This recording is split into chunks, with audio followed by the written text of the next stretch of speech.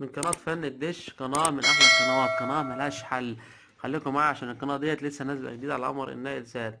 خليكم معايا، هنشوف شكل القناة ونشوف شكلها ونشوف ايه هي القناة. كل اللي عليك اشترك وفعل الجرس عشان يوصلك كل جديد من قناة ام سي. القناة اللي احنا هننزلها النهاردة اسمها العيلة، قناة ملهاش حل. هنخش أول حاجة على قائمة التركيب، وبعد كده بننزل تالت واحدة على قائمة الترددات، وبنقول له إضافة على الزرار الأحمر عشان نكتب التردد. تردد القناة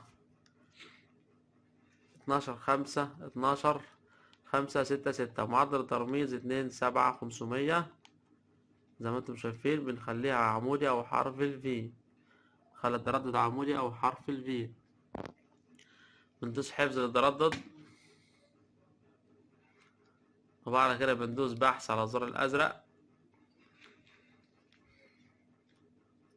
خليكم معايا، التردد بينزل. بالفعل التردد نزل، وندوس حفظ للتردد ونطلع خروج سريعا عشان نشوف القناة. خليكم معايا،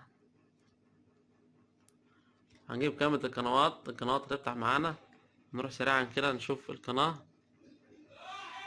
خليكم معايا، هنروح سريعا آخر واحد كده، سريعا بسرعة كده عشان نشوف شكل القناة على السريع كده. هنا رقم واحد زي ما انتم شايفين، هننزل تحت هنلاقي القناة زي ما انتم شايفين اهيت، لسه نازلة اليوم. تردد القناة 12/5/6/6، معدل ترميز 27500. في النهاية اشترك في القناة وفعل الجرس عشان يوصلك كل جديد من قناة فن الدش. والسلام عليكم ورحمة الله وبركاته.